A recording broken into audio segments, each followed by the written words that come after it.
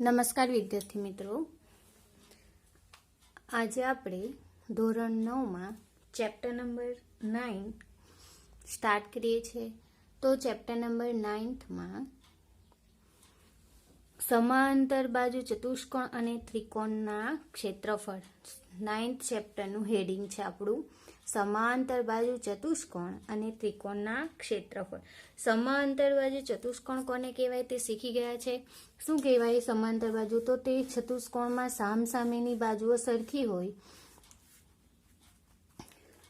અને સમાંતર હોય તો તે સમાંતર બાજુ ચતુષ્કોણ કહેવાશે. બરાબર. ધેરફોર સમાંતર બાજુ ચતુષ્કોણ કોને કહેવાય એ જોઈ ગયા છે આપણે. હવે વાત કરવાની છે આપણે સમતલીય પ્રદેશની. સમાંતર બાજુ ચતુષ્કોણ છે એમાં આપણે વાત કરવાની છે સમતલીય પ્રદેશ. સમતલીય પ્રદેશ કોને કહેવાશે?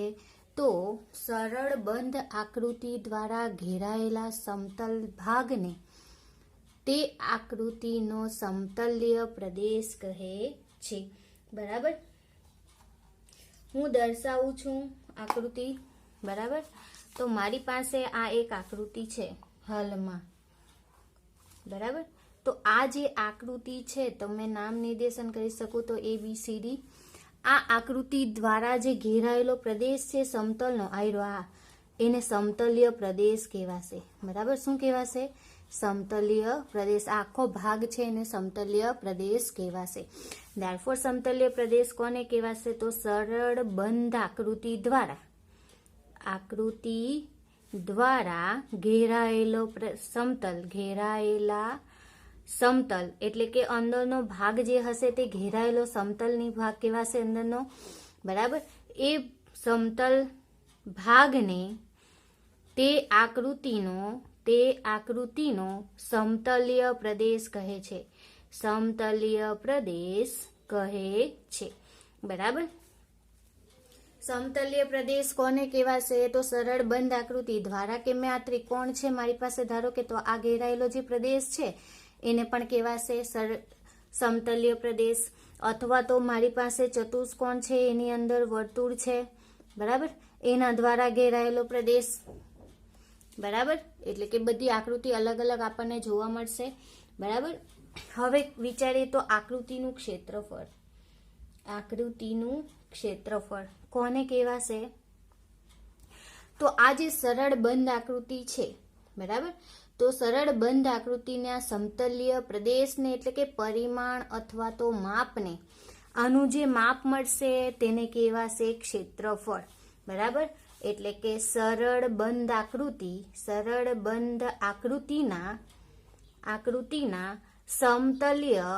સમતલીય પ્રદેશના પરિમાણ કે માપને આકૃતિનું ક્ષેત્રફળ કહે છે. આકૃતિનું ક્ષેત્રફળ કહે છે. બરાબર. મારી પાસે ધારો કે આ આકૃતિ છે. આ આકૃતિમાં પ્રદેશનું ક્ષેત્રફળ લઈ લઉં ABCD. આ પ્રદેશનું ક્ષેત્રફળ જોઈએ મને તો ચતુષ્કોણનું ક્ષેત્રફળ કહેવાશે. અને આ ક્ષેત્રફળને આપણે અંગ્રેજીમાં એરિયા વડે દર્શાવીશું. બરાબર. અંગ્રેજીમાં ક્ષેત્રફળને કોના વડે? તો એરિયા વડે દર્શાવીશું. એરિયા. બરાબર. કોના વડે? તો AREA. એરિયા વડે ક્ષેત્રફળને દર્શાવીશું. જે આકૃતિ છે તેનું એરિયા એટલે કે ક્ષેત્રફળ એને દર્શાવીશું. બરાબર. હવે આપણે યાદ રાખવાનું છે ક્ષેત્રફળની વાત આવે તો એરિયા આવશે. બરાબર. ઇંગ્લિશમાં ક્ષેત્રફળને શું કહેવાશે? તો એરિયા કહેવાશે. બરાબર. ખબર પડી આટલી? શું જોયું પહેલા? તો સમતલીય પ્રદેશ કોને કહેવાય?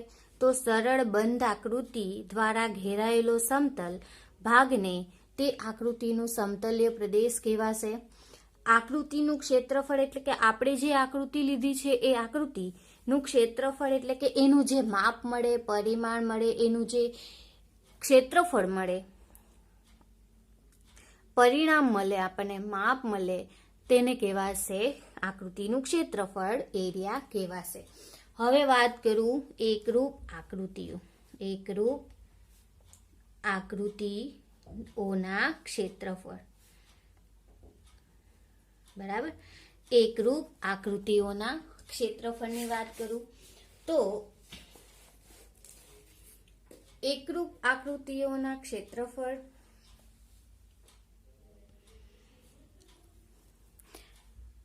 વાત કરીએ હવે કને તો એકરૂપ આકૃતિઓના ક્ષેત્રફળની. તે પહેલા એક ટોપિક રહી ગયો છે. આકૃતિનું ક્ષેત્રફળ દર્શાવીએ, બરાબર, તો એ કોઈ ધન વાસ્તવિક સંખ્યા હોઈ શકે અને એના માટે એકમ એટલે કે યુનિટ વપરાય છે. યુનિટ એકમનો ઉપયોગ થાય છે, બરાબર.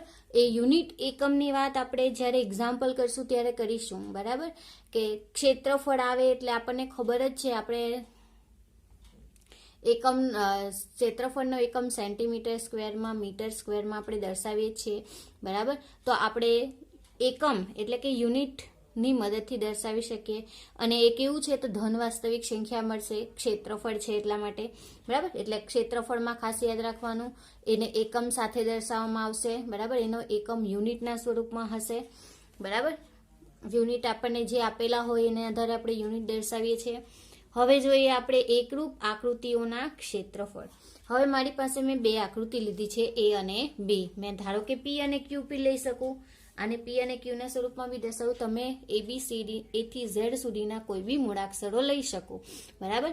તો એકરૂપ આકૃતિઓનું ક્ષેત્રફળ કોને કહેવાશે? તો જો બે આકૃતિઓ A અને B એકરૂપ હોય તો તેમના ક્ષેત્રફળ પણ ચોક્કસ સમાન હશે. એનાથી ઉલટું વિધાન સત્ય નથી, બરાબર. જો મેં કહી શકું જો બે આકૃતિઓ A અને B એકરૂપ હોય તો તેમના ક્ષેત્રફળ પણ ચોક્કસ સમાન હશે. જો બે આકૃતિઓ એકરૂપ હોય, એકરૂપ માટે મેં તમને કીધું છે ખૂણાઓ, બાજુઓ બધી સરખી હોય તો એ એકરૂપ કહેવાશે આકૃતિઓ, બરાબર. આપણે એકરૂપતાની વાત કરી છે ચેપ્ટર નંબર કયા ચેપ્ટર? 6થા ચેપ્ટરમાં વાત કરી છે એકરૂપતાની, બરાબર, પ્રમેયને આધારે, બરાબર. એકરૂપ અને સમરૂપની વાત કરેલી છે. એકરૂપતા 9માં બી જોઈ છે, પણ હવે વાત કરવાની છે એકરૂપ આકૃતિઓના ક્ષેત્રફળની. જો એકરૂપ આકૃતિઓ સમરૂપ હોય, A અને B જો સમરૂપ હોય તો તેમના ક્ષેત્રફળ ચોક્કસ સમાન થશે, પરંતુ સમાન ક્ષેત્રફળ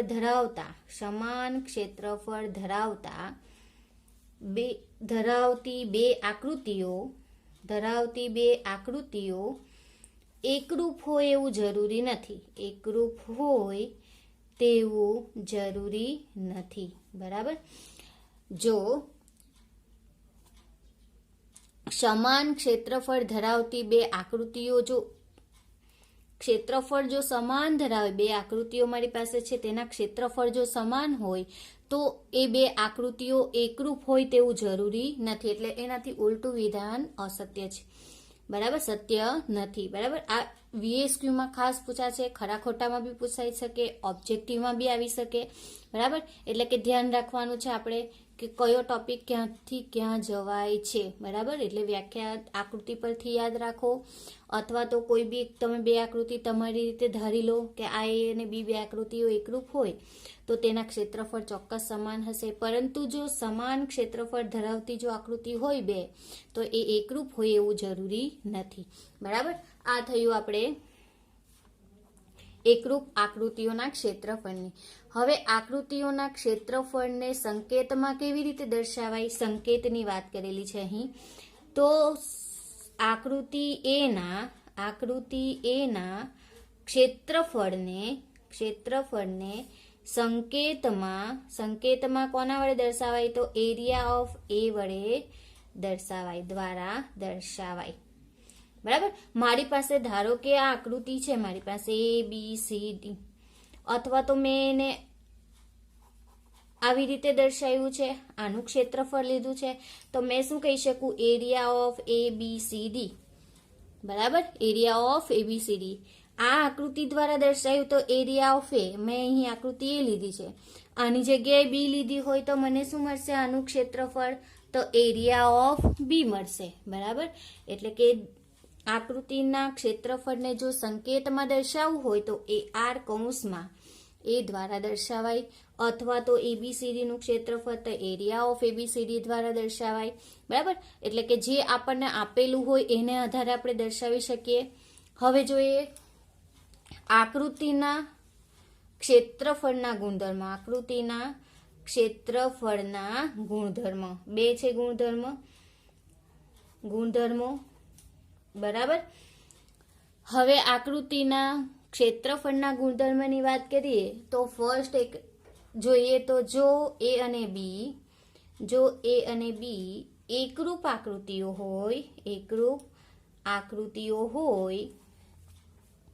હોય તો area of A is equal to area of B, એટલે કે A નું ક્ષેત્રફળ અને B આકૃતિનું ક્ષેત્રફળ સરખું થાય છે. જો A અને B જો એકરૂપ આકૃતિઓ હોય તો એના ક્ષેત્રફળ સમાન થશે. બરાબર, બીજો જોઈએ બીજા ગુણધર્મની વાત કરું તો બીજો ગુણધર્મ શું કહે છે કે જો હું આકૃતિ દોરું છું, ધારો કે મારી પાસે આકૃતિ છે, ટેક્સ્ટ બુકમાં તમને આપેલી છે. બરાબર, તો આ આકૃતિને T વડે દર્શાવું, પછી અહીંથી મેં પાર્ટ પાડું છું. બરાબર, તો અહીં એક આડી લાઈન દ્વારા દર્શાવ્યું છે, આને મેં P નામ આપું અને આ ઊભી લાઈન દર્શાવી છે. બરાબર, લાઈનમાં ફરક છે જોજો. બરાબર, એક આડી છે અને એક ઊભી છે, આને Q વડે દર્શાવું. બરાબર, આકૃતિ દર્શાવી છે. જો આકૃતિ T દ્વારા બનતો સમતલ્ય પ્રદેશ બે આકૃતિઓ કઈ છે તો P અને Q દ્વારા બનતા એકબીજાને શું કરે છે, આચ્છાદિત ન કરે તેવા સમતલ્ય પ્રદેશો ભેગા થઈને બને તો મેં કહી શકું એરિયા ઓફ T, એટલે કે T નું ક્ષેત્રફળ is equal to area of P વત્તા એરિયા ઓફ Q. બરાબર, આ જે આકૃતિ દર્શાવી છે એ આકૃતિ આખી T છે. બરાબર, એમાં બે પાર્ટ P અને Q પ્રકારના બે વિભાગ પડેલા છે. તો આ બે આકૃતિ P અને Q દ્વારા આચ્છાદિત જે સમતલ્ય પ્રદેશ છે, જો ભેગા થઈને એક પ્રદેશ બને તો તેને કહેવાશે, એ આખાનું ક્ષેત્રફળ લઈએ તો આપણને પહેલાનું ક્ષેત્રફળ વત્તા બીજાનું ક્ષેત્રફળ થશે. બીજી આકૃતિ દર્શાવું, તમારી પાસે ચતુષ્કોણ છે ABCD. બરાબર, આ ચતુષ્કોણના મેં AC વિકર્ણ દ્વારા બે ત્રિકોણમાં વિભાજન કરું છું. તો ચતુષ્કોણનું ક્ષેત્રફળ એટલે સમતલ્ય પ્રદેશ માંગેલો હોય તો શું કરવાનું, તો એરિયા ઓફ ABCD. બરાબર, આખો પ્રદેશ છે એમાં તો એરિયા ઓફ ABC વત્તા એરિયા ઓફ ACD. બરાબર, ABC અને ACD અથવા તો ADC. બરાબર, આ બે ક્ષેત્રફળના સરવાળા બરાબર એનું ક્ષેત્રફળ થશે. અથવા તો સમબાજુ ત્રિકોણ લઈ લો, આ સમબાજુ ત્રિકોણ છે એ. બરાબર, અને એનું નામ નિર્દેશન કરી દઉં અહીં તો PQRS સમબાજુ ત્રિકોણ છે, આ સમબાજુ છે. બરાબર, ધેરફોર એરિયા ઓફ ABCD માંગેલું હોય, એરિયા ઓફ ABCD એટલે કે ABCD નું ક્ષેત્રફળ માંગેલું હોય તો 2 ગુણ્યા ત્રિકોણ PQS નું ક્ષેત્રફળ. કેવી રીતે, તો આને આ ક્ષેત્રફળ સમાન થશે, સમબાજુ ત્રિકોણ છે એટલા માટે. બરાબર, જો સમબાજુ ત્રિકોણ હોય તો 2 ગુણ્યા ત્રિકોણના ક્ષેત્રફળના સ્વરૂપમાં આપણે આવા એક્ઝામ્પલ જોઈ ગયા છે. બરાબર, એટલે કે આપણે જ્યારે વધારે એક્ઝામ્પલ જોઈશું ત્યારે તમને વધારે ખબર પડશે આકૃતિ દ્વારા. બરાબર, આ ખાલી તમારે ક્ષેત્રફળ કેવી રીતે દર્શાવાય એની જ વાત કરી છે કે એક આકૃતિ આપેલી હોય, ધારો કે મારી પાસે એક આવો પ્રદેશ છે, અહીંથી બે ભાગ પડેલા છે, મેં આ આકૃતિને P વડે દર્શાવું. બરાબર, અને અહીં મેં જે આ છાયાંકિત કરેલો પ્રદેશ તે આ રીતે દર્શાવેલો છે. બરાબર, આને નામ આપી દઉં A, અને આ ખરાની નિશાની કરી છે એ પ્રદેશને નામ આપી દઉં B. તો આ આકૃતિ P દ્વારા બનતો સમતલીય પ્રદેશ દર્શાવવો હોય મારે, બરાબર, આકૃતિ P દ્વારા બનતો સમતલીય પ્રદેશ દર્શાવવું હોય મારે, તો મેં શું કહી શકું, તો area of P is equal to area of A વત્તા એરિયા ઓફ B, એટલે કે આખા પ્રદેશ P નું ક્ષેત્રફળ એ આકૃતિ A એટલે A નું ક્ષેત્રફળ અને B ના ક્ષેત્રફળના સરવાળા જેટલું છે. ખબર પડી ગઈ એરિયા ઓફ A અને એરિયા ઓફ B માટે, બરાબર. અહીં P અને T અને Q સ્વરૂપમાં દર્શાવ્યું છે, બરાબર. એટલે કે આપણી જે આકૃતિ T દ્વારા બનતો સમતલીય પ્રદેશ છે, બે આકૃતિ P અને Q દ્વારા એકબીજાના સમતલીય પ્રદેશો ભેગા થઈને બને છે. Therefore area of T is equal to area of P વત્તા એરિયા ઓફ Q. ખબર પડી આટલી. હવે વાત કરીએ તો એક જ પાયા પર ઉપર અને સમાંતર રેખાઓ વચ્ચેની આકૃતિઓ, બરાબર. એક જ પાયા પર અને સમાંતર રેખાઓ વચ્ચેની આકૃતિઓ, એક જ પાયા પર આવેલા હોય અને બે સમાંતર રેખાઓની વચ્ચે, બરાબર. હવે જોઈએ તો મારી પાસે આકૃતિઓ બહુ બધી છે, બરાબર. ટેક્સ્ટ બુકમાં આપી છે 139, એમાંથી એક આકૃતિ મેં લઈ લઉં છું, બરાબર. મારી પાસે એક આકૃતિ મેં લઈ લઉં છું અહીં, બરાબર. તો આ ABCD છે, ABCD, અને બીજી આકૃતિ છે મારી પાસે EF. આ આકૃતિ છે મારી પાસે. તો બે સમાંતર રેખાઓ તો શું કહેવાશે, એક જ પાયા ઉપર આવેલ અને સમાંતર રેખાઓની વચ્ચેની આકૃતિ, બરાબર. જો બે આકૃતિઓને એક સામાન્ય પાયો હોય અને શિરોબિંદુઓ દરેક આકૃતિના સામાન્ય પાયાના એક જ બાજુએ પાયાને સમાંતર રેખા પર હોય, તો બે આકૃતિઓ સમાન પાયા પર અને સમાંતર રેખાઓની એક જોડ વચ્ચે આવેલી છે તેમ કહેવાય, બરાબર. એક જ પાયા ઉપર આવેલા અને સમાંતર રેખાઓ વચ્ચેની આકૃતિ. બે આકૃતિ મેં દર્શાવી છે, તો અહીં મારી પાસે બે ચતુષ્કોણ બને છે. કયા? તો એક તો ABCD અને બીજો કયો બનશે મને, તો DCFE, બરાબર. DCFE એક તો આ બનશે, બરાબર, અને બીજો કયો બનશે, ABCD, બરાબર. બે ચતુષ્કોણ બનશે. એક જ પાયા છે, કયા પર, CD પાયા પર છે, બરાબર. તો આવી જે આકૃતિઓ હોય તે એક જ પાયા અને બે સમાંતર રેખાઓ વચ્ચેની આકૃતિઓ છે, બરાબર. એક જ પાયો છે, એટલે કે એક જ પાયા પર બે આકૃતિઓ દર્શાવી છે. કઈ, ABCD અને બીજી કઈ, EFCD, એટલે કે CD પાયા પર બંને આકૃતિ દર્શાવી છે, બરાબર. આટલું કહેવા માંગે છે, ખબર પડી વિદ્યાર્થી મિત્રો. હવે આપણે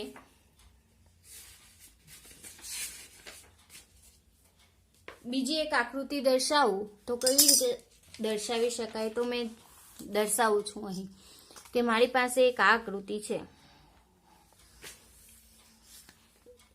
એક મારી પાસે આ આકૃતિ છે અને બીજી આ આકૃતિ છે, બરાબર. નામ નિર્દેશન કરવું હોય તો કરી શકાય P, Q, R અને S. તો P, Q, R ત્રિકોણ અને Q, S, R બે ત્રિકોણ છે, એક જ પાયા પર આવેલા છે. કયો પાયો છે, QR પાયા પર બે આકૃતિ દર્શાવાય છે, બરાબર. એટલે કે આ એક જ પાયા પર આવેલી આકૃતિઓ છે. બરાબર. બે સમાંતર રેખાઓની એક રેખા સામાન્ય પાયામાંથી પસાર થતી હોવી જોઈએ. બે આકૃતિઓની એક સામાન્ય રેખા એટલે કઈ ક્યુઆર રેખા એ એક જ કોનામાંથી પાયા બંનેના સામાન્ય બિંદુમાંથી પસાર થતી હોવી જોઈએ. ક્યુ અને આર માંથી પસાર થતી હોવી જોઈએ. બરાબર. હવે આપણે સ્વાધ્યાય 9.1 ની આકૃતિઓ વિશે ચર્ચા કરીએ. તો એમાં તમને 6 આકૃતિઓ આપેલી છે. તો નીચેની આકૃતિમાં એક જ સમાન પાયા પર અને સમાંતર રેખાઓની એક જોડની રેખાઓ વચ્ચે કઈ આકૃતિઓ આવેલી છે? શક્ય હોય તેવા કિસ્સામાં સામાન્ય પાયો અને સમાંતર રેખાઓ જણાવો એવું કીધું છે. બરાબર. તો હવે આપણે જોઈએ આકૃતિ મારી પાસે કઈ છે. તો ફર્સ્ટ આકૃતિ દર્શાવી છે. તો મેં દર્શાવું છું અહીં ABCD. બરાબર. શું દર્શાવ્યું છે અહીં? તો ABC અને D. બરાબર. અહીં બિંદુ P આપેલું છે. અહીંથી એક આમ આકૃતિ આપેલી છે. તો આકૃતિમાં દર્શાવ્યા મુજબ આકૃતિમાં સમલંબ ચતુષ્કોણ જેવો દેખાય છે. ધેરફોર સમલંબ ચતુષ્કોણ ABCD અને ત્રિકોણ કયો છે અહીં? તો PCD. બરાબર. એક જ પાયા CD પર. બરાબર.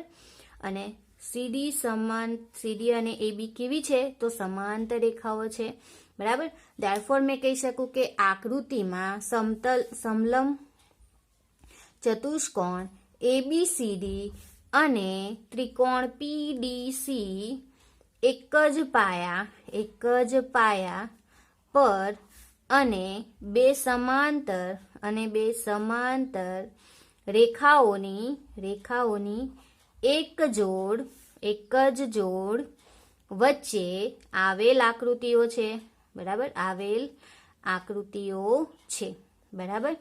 ધેરફોર પાયો કયો છે અહીં? એક જ પાયો કયો છે? તો CD અને સમાંતર CD અને AB સમાંતર છે. બરાબર. પહેલી આકૃતિ એવી આપેલી છે કે સમાંતર છે અને CD અને AB એ સમાંતર અને CD એ પાયો સામાન્ય છે. બરાબર. એક જ પાયા પર બે આકૃતિઓ દર્શાવી છે. બીજી આકૃતિ દર્શાવીએ તો બીજી આકૃતિમાં શું કહે છે? તો મારી પાસે છે અહીં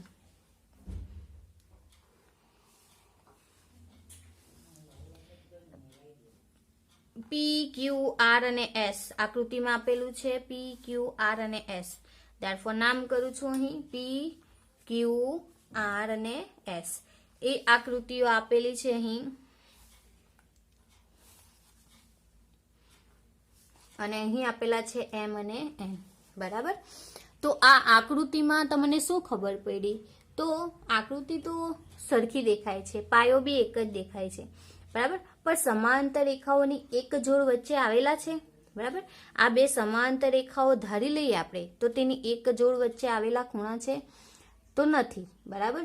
ધેરફોર મેં શું કહી શકું? તે આકૃતિમાં આ બીજો ક્વેશ્ચન આપણો આકૃતિનો. તેમાં શું કહે છે? તો કોઈ પણ બે આકૃતિ એક જ પાયા પર અને સમાંતર રેખાઓની વચ્ચે આવેલ નથી. બે સમાંતર રેખાઓની વચ્ચે આવેલ નથી. કેમ? કારણ કે જો મેં આ પાયો તો સરખો છે બંને માટે, પણ બે સમાંતર રેખાઓની વચ્ચે છે તો નથી. બરાબર. બંને આકૃતિ બે સમાંતર રેખાઓની વચ્ચે છે. જો આ સમાંતર આ લઈએ તો આ નીકળી જશે આકૃતિ, એટલે કે અડધી આકૃતિ થઈ જશે. જો મેં આ આકૃતિ લઉં તો આ નીકળી જશે, MN નો વાળો ભાગ. બરાબર. ધેરફોર મેં કહી શકું કે આ જે આકૃતિ આપેલી છે તે બે સમાંતર રેખાઓ અને એક જ પાયા પર આવેલી નથી. ત્રીજી આકૃતિ જોઈએ તો ત્રીજી આકૃતિ તમને આ રીતે દર્શાવેલી છે.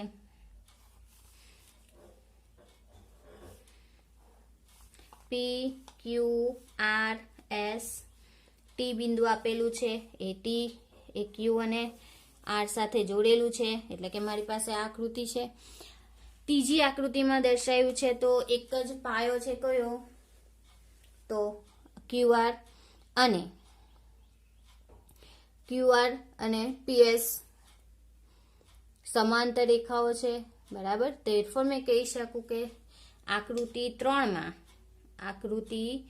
3માં તમારે લખવાનું છે કે આકૃતિમાં દર્શાવ્યા મુજબ PQRS અને ત્રિકોણ QTR એક જ પાયા પર અને બે સમાંતર રેખાઓની એક જ જોડ વચ્ચેની આવેલી આકૃતિ છે. therefore અહીં એક જ પાયો કયો છે તો QR અને તથા QR અને SP સમાંતર છે. QR અને PS સમાંતર છે અથવા તો SP સમાંતર છે, બરાબર. હવે જોઈએ બીજી આકૃતિ હું દર્શાવી દઉં છું. ચોથી આકૃતિ, તો મને અહીં ચોથી આકૃતિ આ રીતે દર્શાવી છે. શું આપેલું છે તો ABCD આપેલું છે, બરાબર. અને બીજી વસ્તુ આપેલી છે, અંદરની બાજુ આપેલી છે P અને Q ના સ્વરૂપમાં, બરાબર. અહીં P Q અને R ના સ્વરૂપમાં, બરાબર. પાંચમી આકૃતિ આ રીતના આપેલી છે. હું દર્શાવી દઉં છું આકૃતિ, પછી આપણે જોઈએ. તો ABCD આપેલા છે. અહીં ABCD, અહીં P બિંદુ R બિંદુ આપેલું છે, સોરી, અહીંથી P અને C બિંદુ આપેલું છે. અહીંથી P અને અહીંથી C, બરાબર. P અને C. અને છઠ્ઠી આકૃતિ આપેલી છે મને,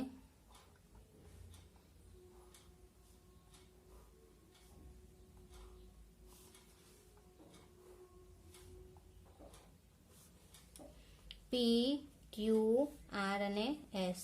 અહીં આપેલા છે A B C અને D, બરાબર. અહીં Q આપેલું છે, બરાબર. આકૃતિ મેં દર્શાવી છે અહીં 4, 5 અને 6. ચોથી આકૃતિ શું દર્શાવે છે તો એક જ પાયા પર આવેલી બે આકૃતિઓ છે એવું દર્શાવે છે, પણ બે સમાંતર રેખાઓ નહીં આવશે. કેમ? કારણ કે આ ત્રિકોણ માટે આટલી જ બાજુ રહેશે, તો આ સમાંતર આ હોય તો આ સમાંતર આ થશે. પરંતુ આ આકૃતિ લઈએ તો આ બહારનો ભાગ તો નીકળી જ જશે. therefore આપેલ આકૃતિ બે સમાંતર એક જ પાયા પર અને સમાંતર રેખાઓની એક જોડ વચ્ચે આવેલ નથી, બરાબર. એવું કહી શકાય. હવે વાત કરીએ પાંચમી આકૃતિ. તો પાંચમી આકૃતિમાં શું કહી શકાય તો ચતુષ્કોણ મારી પાસે ABCD અને ચતુષ્કોણ APCD, બે ચતુષ્કોણ છે, એક જ પાયો AD. અહીં કઈ સમાંતર રેખા તો AD અને BQ સમાંતર રેખાની વચ્ચે આવેલા છે, બરાબર. એક જ પાયા પર અને સમાંતર રેખાઓની વચ્ચે આવેલા છે. therefore કહી શકું કે એક જ પાયો AD તથા AD અને QB સમાંતર છે, બરાબર. બે સમાંતર રેખાઓની વચ્ચે આવેલા ચતુષ્કોણ છે, બરાબર. અને પાયો કયો છે? એક જ છે, બરાબર. છઠ્ઠી આકૃતિ આપેલી છે તો એમાં પણ મને નહીં કહી શકાય. શું કહી શકાય? આ લઈએ AB, બરાબર. તો બે આકૃતિઓ એક જ પાયા પર અને બે સમાંતર રેખાઓની વચ્ચે નથી, બરાબર. બે આકૃતિઓ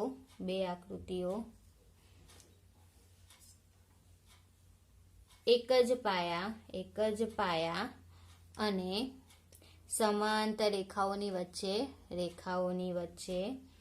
નથી, બરાબર. therefore આ આકૃતિ કેવી છે તો સમાંતર રેખાઓની વચ્ચે નથી, બરાબર. ખબર પડી આટલું વિદ્યાર્થી મિત્રો? આકૃતિ પરથી કેવી રીતે આકૃતિને આપણે ડિફાઇન કરી શકીએ, બરાબર. શું કહી શકાય એના વિશે, બરાબર. VSQમાં બી પૂછાશે અથવા તો એકાદ માર્ક 2 માર્કના ક્વેશ્ચનમાં બી આવી બે આકૃતિ પૂછી શકાય કે બે સમાંતર રેખાઓની વચ્ચે આવેલા અને એક જ પાયા અને સમાંતર છે, બરાબર. તો તેમાં તમારે પાયો બી શોધવા પડશે અને બે સમાંતર રેખા બી શોધવી પડશે. અને અમુક આકૃતિ એવી હશે કે આપણને ડાયરેક્ટ ખબર પડી જશે કે આ બંને સમાંતર છે અને પાયો એક જ છે. બરાબર. તો હવે આપણે નેક્સ્ટ લેક્ચરમાં જોઈશું. Thank you.